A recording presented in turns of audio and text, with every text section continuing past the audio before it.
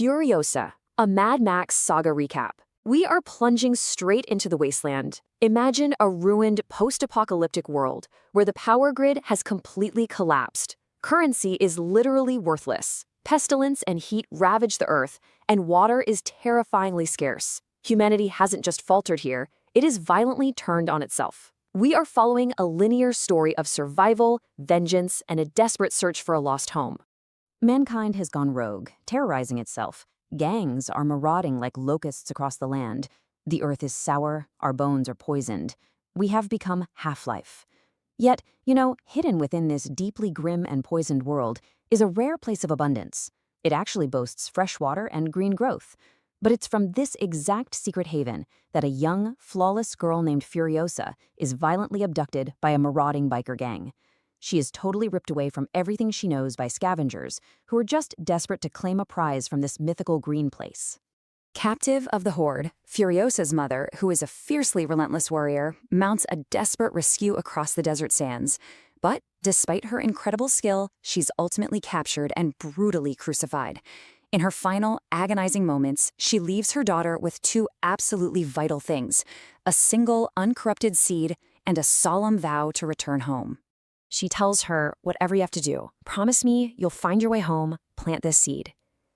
And that final promise becomes Furiosa's entire driving force.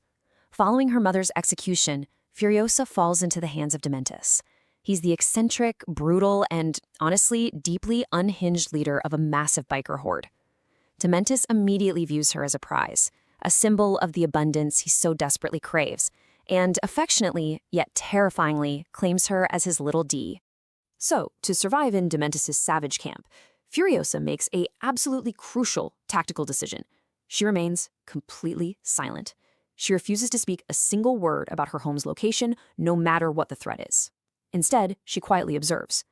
In a world where knowledge is the rarest resource, she gathers it from Dementis' captive historyman. Think of him as a living, breathing scholar whose body is entirely tattooed with information, kept alive just to recite the knowledge of the fallen world. From him, she learns things like astronavigation, just to keep her mother's promise alive in her mind. The Citadel and the Rig. The narrative really thrusts forward as Dementis' sprawling, chaotic hordes stumble upon the Citadel. This place is a massive, awe-inspiring fortress carved straight into stone, boasting abundant subterranean water and hydroponic greenery. It's ruled by the imposing Immortan Joe, and their meeting instantly ignites a massive conflict. There's a stark contrast defining this clash. You have Dementis leading a massive but unstructured mobile biker horde that survives entirely on scavenging and the sheer intimidation of their numbers. On the other side is Immortan Joe, sitting high up in a heavily fortified citadel with absolute godlike control over water, crops, and an army of fanatical warboys who are literally willing to die historic deaths for him. Well, Dementis quickly realizes he can't conquer the citadel by sheer force, so adapting to the Wasteland's brutal politics, he orchestrates a cunning trap to seize Gastown, which is the region's vital fuel-producing refinery, and that forces Immortan Joe to the negotiating table. This results in the incredibly fragile Gastown trade agreement. Dementis leverages his control of Gastown to demand massive amounts of food and water. Immortan Joe agrees to bump up water shipments by 33% and potatoes by 25%, all in exchange for regular shipments of high-grade gasoline. But Immortan Joe demands something else in return. He wants the flawless, healthy Furiosa to be raised in the Citadel as one of his future wives, along with the history man. But Furiosa absolutely refuses to be treated as property or a future wife, so she takes fate into her own hands. To survive the Citadel, she escapes the royal vault and slips right into the dark, mechanical bowels of the fortress.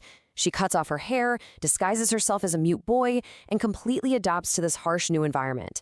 She eventually becomes a highly skilled mechanic, known down there as a Black Thumb. Building and defending the war rig. Years pass in the grease and roar of the Citadel steps. Furiosa grows up and actually helps build the formidable war rig. They assemble V8 engines and a chassis from the boneyard, and equip brutal defense mechanisms like the rear-swinging Bomby Knocker.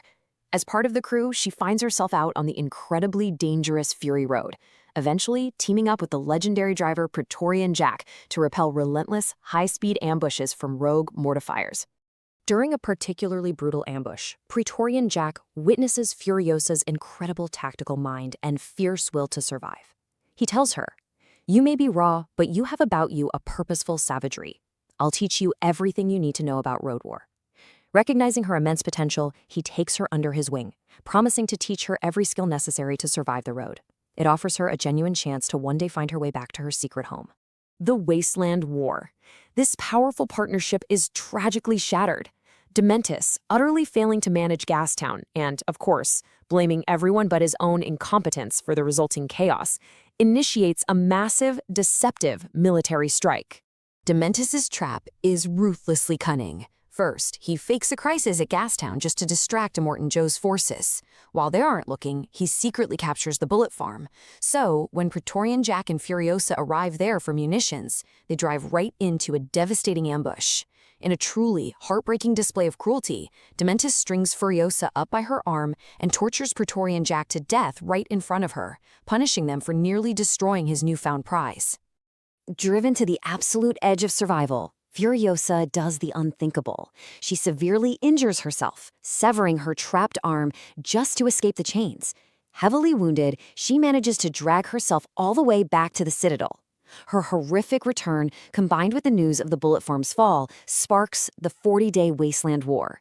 It's an era of unimaginable slaughter, eyes for eyes, teeth for teeth, a rage fueled entirely by grief between Immortan Joe and Dementis. The Seed of Vengeance. While the Wasteland burns in this epic conflict, Furiosa has one single goal. Equipped with a crude mechanical arm forged from scavenged parts and a stolen pursuit vehicle, she bypasses the massive armies. She tracks down a fleeing, broken Dementis across the desolate salt plains, fiercely determined to exact her dark, personal retribution. When she finally corners and captures him out in the barren dunes, she screams, "I want them back," demanding her childhood and her mother. But Dementis, he just mocks her profound grief. He reveals that 15 years ago he lost his own family too. He tells her, "I too craved nothing but revenge, a big belly full of revenge. You can never balance the scales of their suffering." He's telling her no amount of violence will ever bring them back or end the sorrow. He tries to completely strip away her moral high ground, claiming they are exactly the same. He says, "To feel alive, we seek sensation, any sensation to wash away the cranky black sorrow. We are the already dead, little d, you and me." He challenges her to make his execution epic, daring her to fully embrace the monster he firmly believes she has become. But Furiosa completely rejects his dark nihilism. Instead of a quick, sensational death by a gunshot, she honors that promise she made as a child. She takes his voice, silencing his endless justifications for cruelty, and she finally brings out that uncorrupted seed she has carried her entire life. Deep in the Citadel, there is a tree unlike any other. Its soil is human. Its nutrients, human.